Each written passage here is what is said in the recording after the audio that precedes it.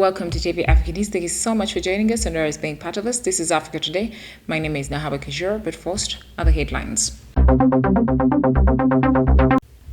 MPs tour Entebbe International Airport expansion construction works. Ruto on 2-day visit to Kigali says positive developments in Eastern DRC. Voters intimidated on phone, says NGO. In a sports news today, anti-doping agency says medics helping Kenyan athletes cheat. Once again, thank you so much for joining us. We start with one of our top stories.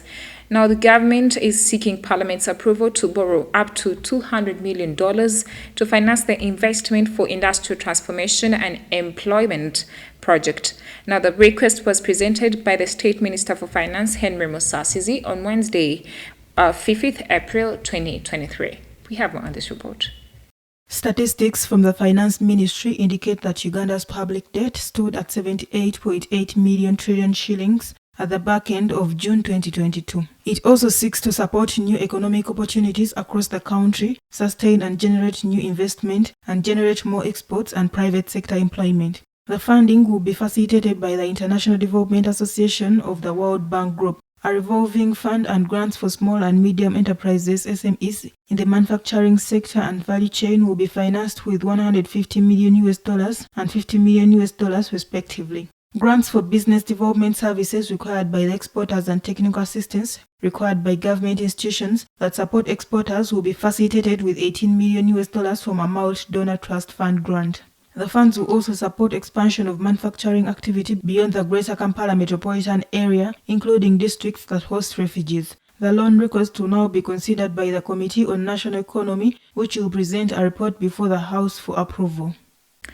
Away from that, on Tuesday, members of Parliament on National Economy inspected Entebbe International Airport to assess the actual progress of the ongoing construction works meant to expand the airport.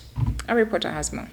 The committee's mandate to assess the performance of all loans and grants in Uganda comes after Uganda Civil Aviation Authority acquired a loan of $325 million to rehabilitate and expand Entebbe International Airport. However, the Parliament approved $200 million, pending $125 million, which was acquired from Export-Import Bank of China. The loan components included construction of the new cargo terminal, construction of the passenger terminal, renovation of Airport 1, 2, and 4, among others. The committee, led by Honorable Ikojo John Bosco, the chairperson and member of Parliament for Bukedea, inspected the airport and applauded the UCAA officials for proper expansion efforts of the airport. However, he cautioned them on some anomalies, including absence of the construction consultants at the ongoing construction sites. We take a quick break. She'll come back with international news.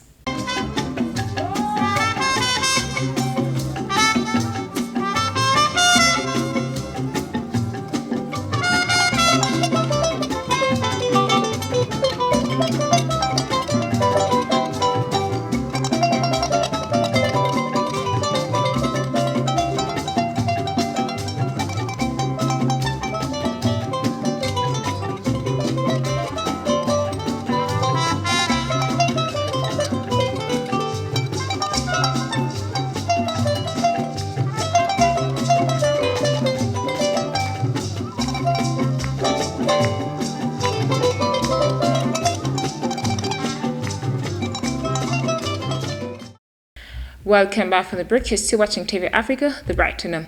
In international news today, Kenyan President William Ruto has met with his Rwandan counterpart Paul Kagame to discuss the security situation in Eastern Democratic Republic of Congo and the protests in Nairobi. We have more. The meeting on Tuesday was part of Ruto's official 2-day visit to Kigali on the invitation of President Paul Kagame in what is also the Kenyan leader's first visit to Rwanda since he came to power last year in September. Ruto, standing alongside Kagame, told reporters that last month has seen a lot of positive developments around the challenge of security in the Eastern DRC. According to a statement from the Kenyan State House in Nairobi, the agenda of the trip is to deliberate on areas of mutual interest and cooperation, including the integration projects on the Northern Corridor, the main supply line for imports out of the region to Rwanda through Kenya. So far, Ruto has visited or met with leaders from Uganda, DR Congo, South Sudan, Ethiopia, Tanzania and Burundi, in keeping with what he calls pursuit of good neighborliness. Thank you so much, reporter. Moving on, rights activists on Tuesday accused the Zimbabwe Electoral Commission, where presidential and parliamentary elections are due to be held in August, of disclosing the phone numbers of voters who they said had received intimidation messages from the ruling party. We have more. The committee's mandate to assess the performance of all loans and grants in Uganda comes after Uganda Civil Aviation Authority acquired a loan of $335 million to rehabilitate and expand Entebbe International Airport. However, the Parliament approved $200 million, pending $125 million, which was acquired from Export-Import Bank of China. The loan components included construction of the new cargo terminal, construction of the passenger terminal, renovation of Airport 1, 2, and 4, among others. The committee, led by Honorable Ikojo John Bosco, the chairperson and member of parliament for Bukedea, inspected the airport and applauded the UCAA officials for proper expansion efforts of the airport. However, he cautioned them on some anomalies, including absence of the construction consultants at the ongoing construction sites. According to the local NGO team, voters, some of them newly registered, have received personalized text messages in Shoma, including the name of the constituency to which they belong and signed with the name of President Emerson Mnangagwa, who is running for re-election. The organization contacted by the media stressed that such information only appears on the new electoral lists and only the ZEC Electoral Commission is supposed to have access to it. Tim Pachedu added that the people who received the messages are new registrants as well as opposition supporters who have never provided their details to the ruling ZANU-PF. The organization has declared its intention to sue. According to Tim Pachedu, the intimidation tactic of sending text messages on private numbers has already been used during the last elections in 2018. The organization had denounced irregularities in the division of electoral districts last month. President Mnangagwa is regularly accused of muzzling the opposition, but unable to revive an economy that has been in crisis for 2 decades. He is facing growing discontent. The International Committee of Red Cross has announced a total of 19 Central African soldiers taken hostage on February 14th by an alliance of rebel groups in the north of the Central African Republic were released on Tuesday. We have more. Yes, Van Loo, deputy head of ICRC delegation in the Central African Republic, told the media that of the 20 soldiers taken hostage more than 2 months ago, 19 were released and will arrive in Birao North around 5 p.m. and they will stay there until they organize their return to Bangui. They had been taken hostage by members of the Coalition of Patriots for Change after violent fighting between soldiers and rebels in Sikikede, a locality in the Vakaga region in the north of the country, at the crossroads of Chadian and Sudan's borders. Mr. Van Loo said that according to the government, these clashes had caused considerable military losses, which had not communicated a precise assessment. The liberation operations took place in an area whose access is made difficult by fighting between rebels, soldiers, and their mercenary allies from the Russian paramilitary group Wagner. The CPC's press release confirms that it has opened negotiations with the International Committee of the Red Cross and MINUSCA and the United Nations Multidimensional Integrated Stabilization Mission in the Central African Republic. Moving on, students from the government secondary school in Kaduna State were abducted during an attack on Monday. However, it was unclear exactly where they were kidnapped from, according to Samuel Arwan, the State Commissioner of Security. We have more.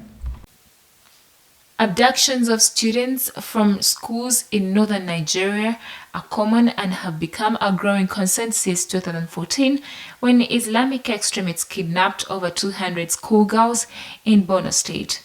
More than 1,000 students were kidnapped from schools in the northwest and north central regions in 2020 and 2021, according to a United Nations report last year.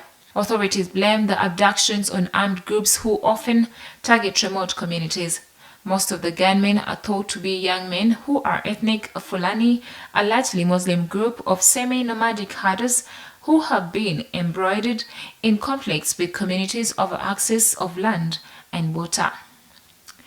While attacks were reduced last year as Nigeria's security forces ramped up military operations targeting the gunmen's hideouts, the government still struggling to quell the insurgency.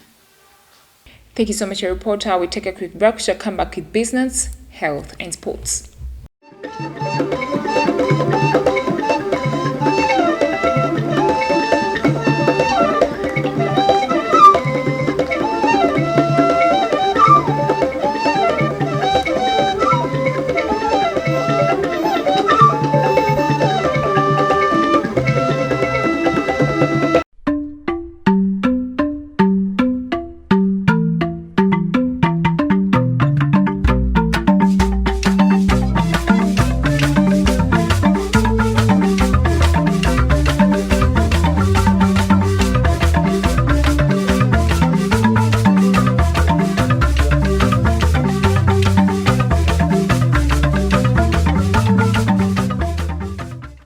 Welcome back from the break. You're still watching W.Africa, the right to know.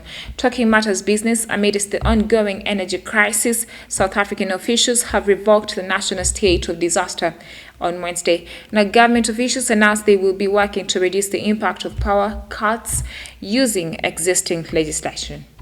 The South African government has revoked the national state of disaster on Wednesday, declared in February to manage the crippling power crisis. The country's ongoing energy crisis has crippled multiple sectors, including telecommunication services, which are struggling to keep phone networks up and running. Operators such as MTN Telecom and Vodacom are spending millions to install solar panels, batteries, and trailing wind turbines in an effort to sustain network stability, as Africa's most advanced economy is forced to live in the dark for up to 10 hours a day. The countless power outages have cost number 2 operator MTN nearly 640 million rand in service revenue in the past year, forcing it to downgrade its medium-term margin target. The power crisis and logistical constraints are expected to erase 2 percentage points from economic growth this year, according to African Reserve Bank Governor.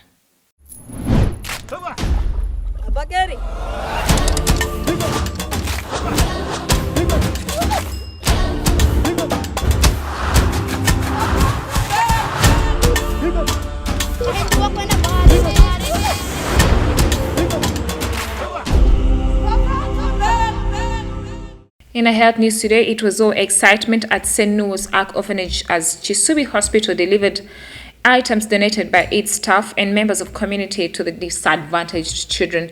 Now, the donated items were part of the charity drive that started at the end of last year. We have more. The items, including mattress, bed, some drinks, a bucket, basin, and clothes, were delivered by Chisubi Hospital team, led by the Hospital Public Relations Officer Ruth Namutabi. The hospital also contributed 240,000 shillings for the purpose of buying iron sheets for the orphanage's sick bay. Speaking at the charity event, Namutabi said they came up with the idea after a child was dumped at Chisubi Hospital in efforts to find his parents were fertile. She said the hospital eventually got him home at Noah's Ark, an orphanage that looks after children whose abilities are quite limited. Namutabi noted that since then, Chisubi's relationship with Noah's Ark has grown and they have continuously extended donations to them. She implored members of the community to always come to the rescue of the vulnerable children by donating whatever they can.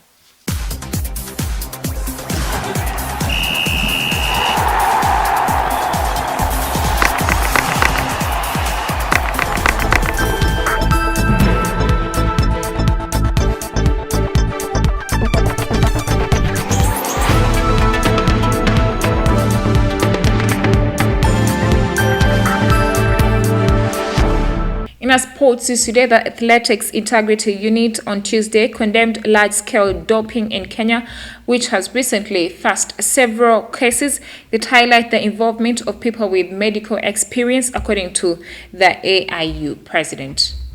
According to a statement issued by IAU President David Howman, it is clear that doping in Kenya is becoming increasingly organized, and these cases highlight the involvement of people with medical experience. Howman said that the IAU has been mandated to work with the Kenyan government, its athletics federation, and its anti-doping agency to combat the crisis. The announcement follows the recent 8-year suspension of runner Eagle Nalanya for doping. The conviction came just weeks after Betty Wilson-Lempas was suspended for 5 years on similar charges. The IAU, which collaborated with GADAC, Kenya's anti-doping agency, wrote that a 3-member jury found similarities in explanations and evidence. Nalanya and Lempas told the IAU that they had received intramuscular injections at the same hospital and provided falsified medical documentation to support their claims. It is this particular time that I thank you for joining us and always being part of us. Don't forget to subscribe to our YouTube channel. We should keep updating you. It is W.Africa, the right to know.